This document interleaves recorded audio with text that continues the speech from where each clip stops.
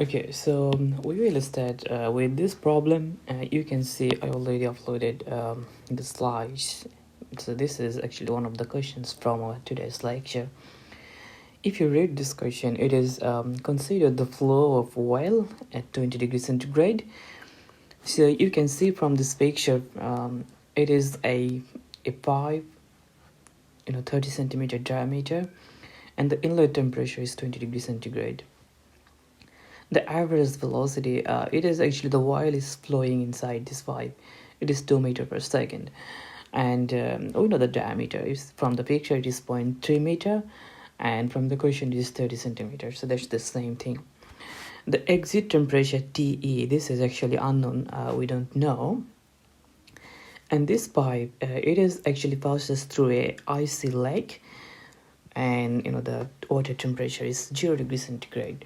So we will assume that as the pipe is going through the lake, and the lake, the temperature, the icy water, its temperature is 0 degrees centigrade.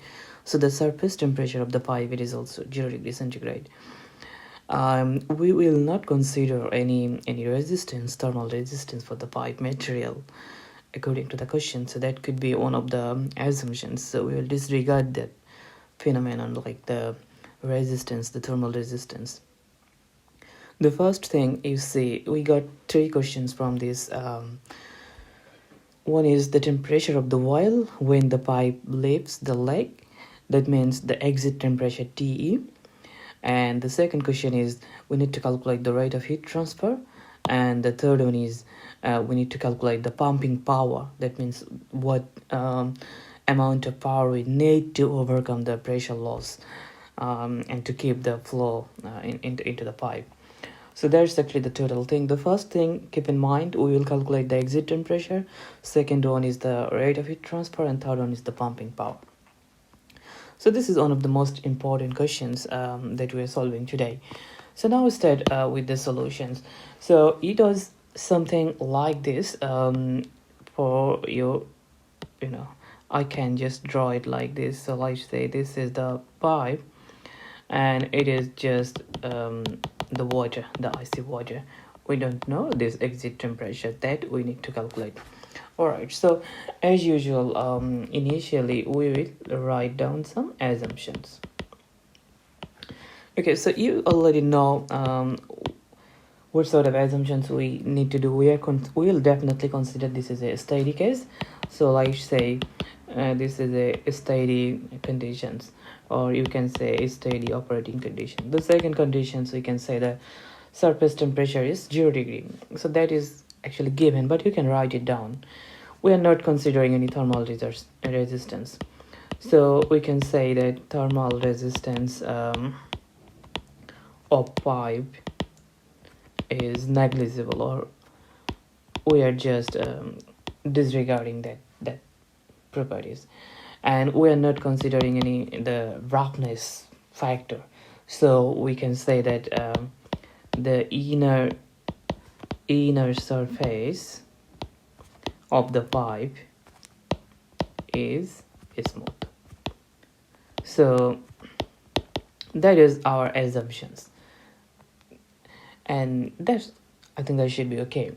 So now the most important thing is the properties. When we will calculate the properties, so for you guys know what we do, actually we calculate the mean temperature or bulk mean temperature. In this case, the oil is flowing this way, so it is 20 degrees centigrade. And this exit temperature TE, we don't know. This is actually unknown. So what we do when we calculate the bulk mean temperature, it is the inlet temperature, exit temperature over 2. Here, this is actually unknown. So that means we can't use that strategy here. But we will assume that, okay, the main temperature of the oil, it is, at the inlet, it is 20 degrees centigrade. And we expect that this temperature, this is the temperature to drop somehow as a result of heat loss to the icy water of the lake. And we evaluate the properties at this 20 degrees centigrade, and then we will calculate, we will solve. If we see it's not correct, then we will do the calculation again, like trial and error basis, we'll solve. So that means what we have decided, we will calculate the properties at 20 degrees centigrade, which is actually the inlet temperature. So the material, it is actually the oil. So at 20 degrees centigrade, you will see table A13. I can show you that table here.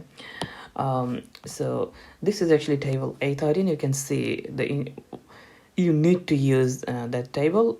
You will see the engine oil here at the bottom one. So you need to use this table. It is available in your book, the 5th edition SI unit book. So now at 20 degrees centigrade, we will calculate the density. So density is 881. This is kg meter cube. The thermal conductivity 0.145. It is watt per meter Kelvin. Let's say the specific heat at that temperature, it is joule per kg Kelvin. And the kinematic viscosity, it is 9.429 and 10 to the power minus 4 meter square per second. And we actually need the Prandtl number. It is a little high because it depends on the material. So it is 10,863. So that's the Prandtl number. When we will start with the analysis, guys, let me tell you, actually the final target, actually we need the rate of heat transfer, like is Q equal Hs A delta T. Here we will use the log mean temperature difference because this is mass appropriate. I explained last week. So here we need this is actually the question 2. We need the rate of heat transfer. I'm trying to draw a flow chart for you. So what we don't know from here, the log mean temperature difference. So delta T Lm, and log mean temperature difference formula is Ti Te over ln Ti Te minus this is Ts Te minus Ts minus Ti. So this is actually the formula, if you want to calculate the log mean temperature difference. So here you can see this exit temperature, it is unknown. Anyways, so when we will solve this question, Q equal Hs A delta TLM, we don't know delta TLM, we need to calculate delta TLM. We need to calculate the area, okay? That we can easily calculate the area. Now we need the Hs. Actually, in this case, we can calculate the Hs from the Nusselt number, but before calculating the Hs, we need the exit temperature Te. And when we will calculate the exit temperature, the formula is Ts. We saw from the lecture slide, it is Ts minus Ts Ti, and the exponential function of this NTU Hs As, and mass flow rate and specific heat.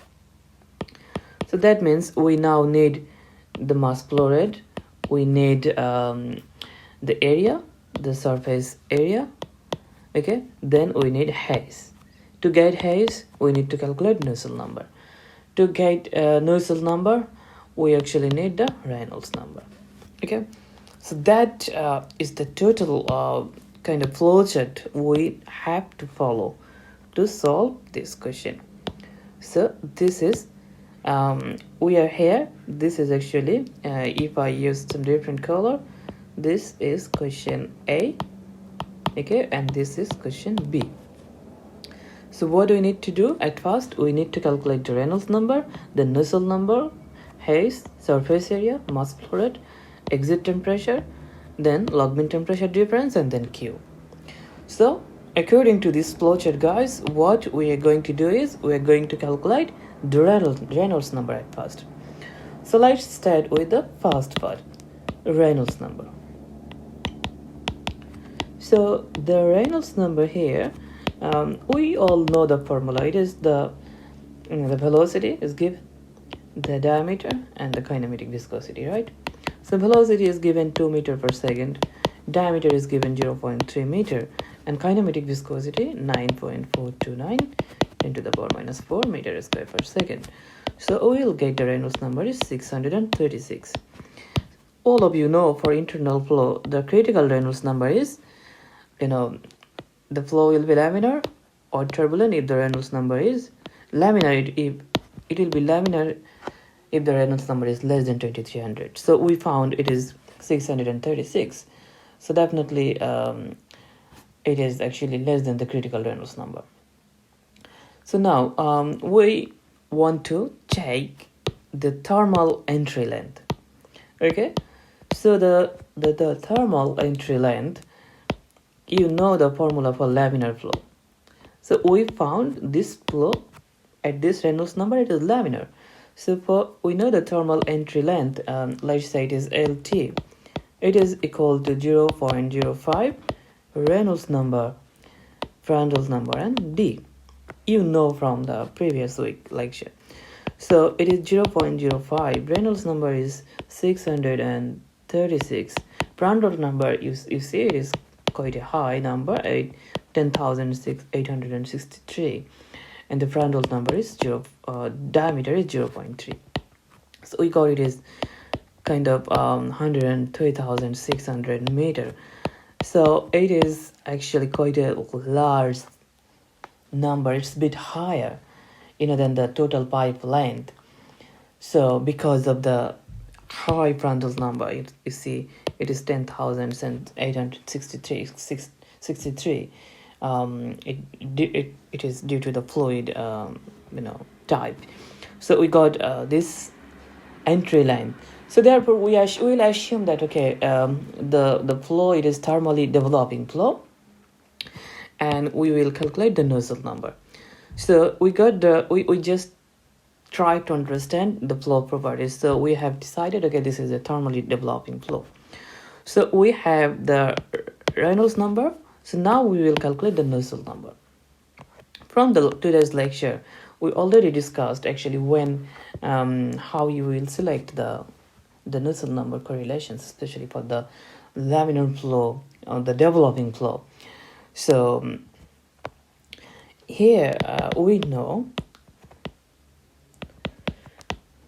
for Nusselt number correlations from the literature with the slide, the lectures. So it is equal 3.66 plus 0.065 D over L, the Reynolds number, Prandtl number, over 1 plus 0.04, and the diameter over length, Reynolds number, Prandtl number, and power is 2 over 3. So that we know from the formula I already discussed during the lecture. So it is 3.66, and substitute all the values. You already know, guys, the diameter and the length. So substitute all the values. So it is 0.065, and the diameter is 0.3. The length is 200. It is given 200 meter long in the question. And Reynolds number is 636. Prandtl number is 10,863. Over it is 1 plus 0.04. Diameter is 0.3. Length is 200. And the Reynolds number 636, Prandtl number 10,863, and it is, let's say, the power is 2 over 3. So if we calculate it, we will get it is 33.7, the Nusselt number. So we got the Nusselt number. So now once we have this Nusselt number, then we will calculate the Hayes, the convection heat transfer coefficient. So we know from the formula, Nusselt number, it is equal Hayes D over K, thermal conductivity is 33.7. Solve this on for Hayes. It is 33.7 over the thermal conductivity into thermal conductivity over the diameter. So this is 33.7, and the thermal conductivity, it is 0.145, and the diameter is 0.3. So we will get the Hayes it is the convection heat transfer coefficient is 16.3 watt per meter square Kelvin. So this is actually we got the convection heat transfer coefficient. So now we have the convection heat transfer coefficient. So our ultimate target is, the first question is we need to calculate the exit temperature. So calculate the surface area and the mass flow rate. Okay, because it is here. We need to know the mass flow rate and the surface area. That's it. Then we can calculate the exit temperature, TE. So now calculate the area, the surface area. You know, it is a circular thing, like the area, it should be pi dl. So pi is constant 3.1416, diameter is 0.3, length is 200. So the area, it will be 184.8.5 meters square. So that is we got the area. Now what we need to calculate is the mass flow rate. The mass flow m, you know, it is actually the density, the cross-sectional area, and the velocity. So here it is the average velocity. Density we calculated at 20 degrees centigrade, it is 888.1. The area, it should be, you know, pi d square over 4, and the velocity, the average velocity is 2 meters per second. So substitute the other values, it is 88.1. I'm not writing all the units because it will only just increase the length of the videos. So this is 0.3 square over 4, and it is 2. So we got the mass flow is 225 on 125.6 kg per second. So this is m. So now we literally have everything, guys. Look, we have the mass flow, we have the surface area, we have the convection heat transfer coefficient, and look at this formula here. This is the formula. We know the surface temperature, it is 0, the inlet temperature 20, and we calculated Hayes AS M, and Cp is constant. So now we have almost done with the first part of this question. So the exit or the outlet temperature,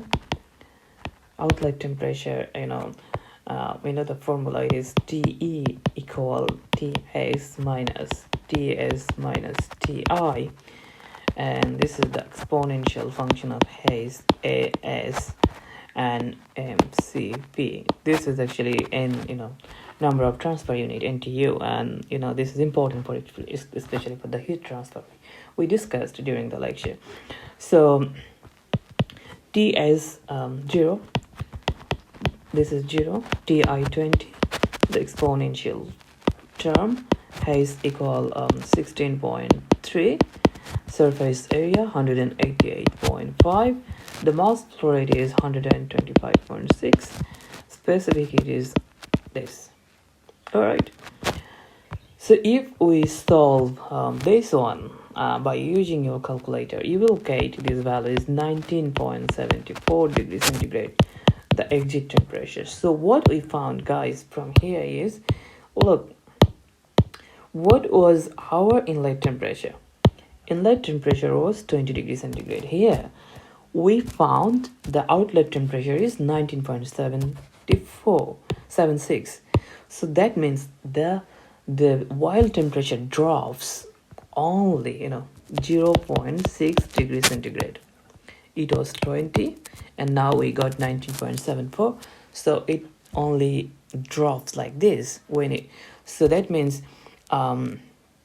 if we know this exit temperature is 19.7, initially our assumption was the main temperature is 20. Look, the inlet temperature is this, we calculated outlet temperature is this. If we calculate this, it will be 19.87. So our assumptions and the real case, it is very close, pretty straightforward. So we do not need to, you know, calculate everything again because the error, it is, you know, very negligible. So we got this is the exit temperature. So now the second part of the question, if you can remember, it was we need to calculate the rate of heat transfer, and we know the formula. So as you can remember, we already calculated this heat transfer coefficient, the area. We only need the temperature difference, log mean temperature difference, and here you go. It is the formula, the log mean temperature difference formula. So now we know the exit temperature, so we can easily calculate the the log mean temperature difference. So we will start with the second part of this problem. Okay, so the log mean temperature difference, it is the inlet temperature, the exit temperature over ln. T is TE and this T is TI. TI 20, TE exit temperature 19.74. This is ln. TS is 0, it is 19.74, it is 0 over TI is 20. Alright, so if we do this, we got it is the log mean temperature difference is negative 19.87 degrees centigrade.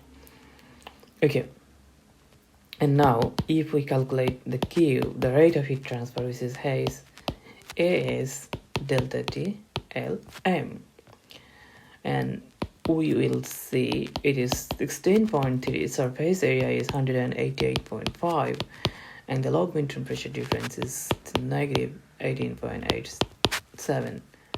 So we will get the rate of heat transfer is 6.1 and 10 to the power 4. So that means it is negative value, so it will be the heat loss. The oil will lose heat at this rate. Negative means the heat loss. The oil will lose the heat at this rate. Okay, it should be what? As when it is flowing through the icy water of the lake. And in this case, actually, the log mean temperature difference, it is quite identical like the exit temperature.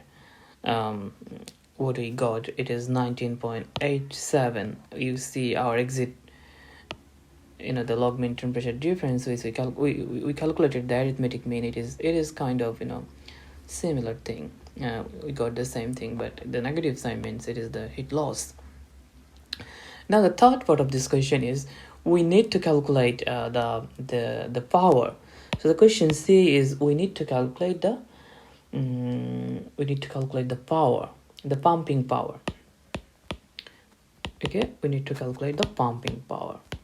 So when we need to calculate the pumping power, the formula, it is not very difficult. The pumping power formula is, you already know, the pump power, we say W, it is equal mass flow rate delta P over density.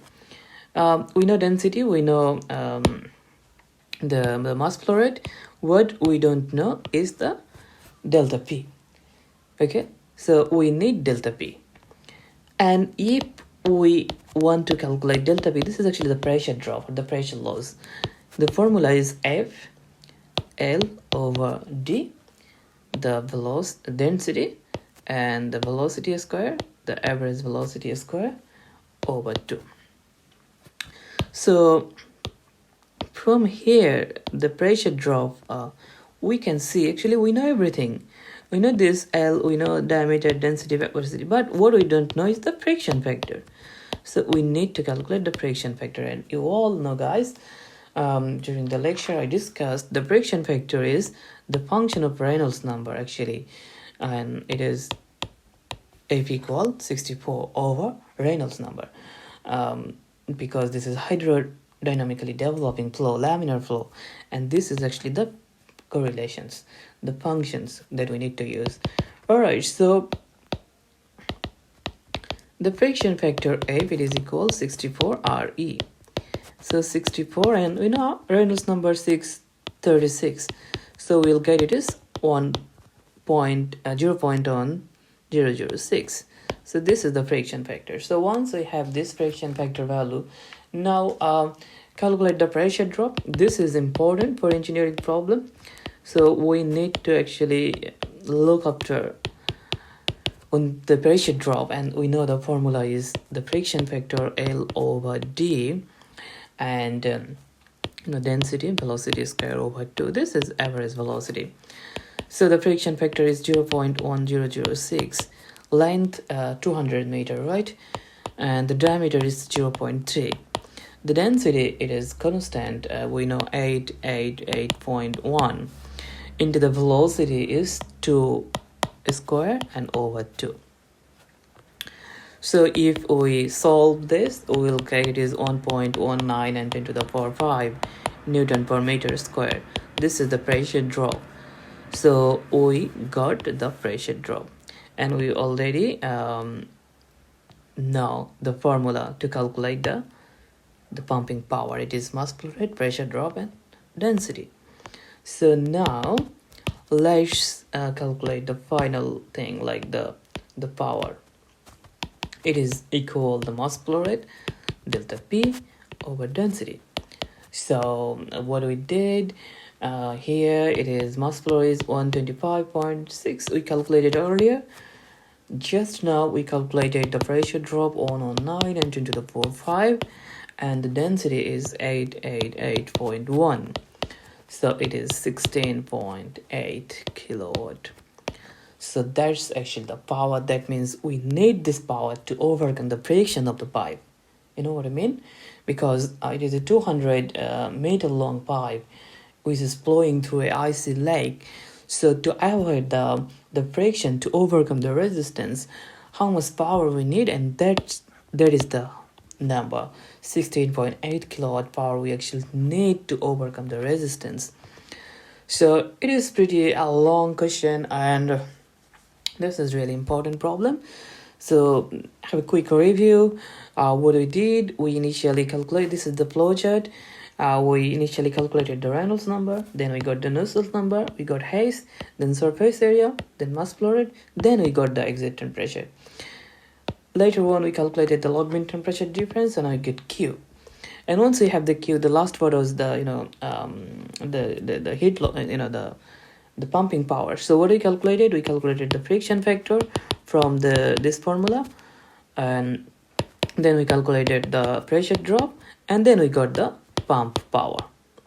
So that was the total the procedure we followed to solve this question. So what I will do is try to find out some similar problem and solve this.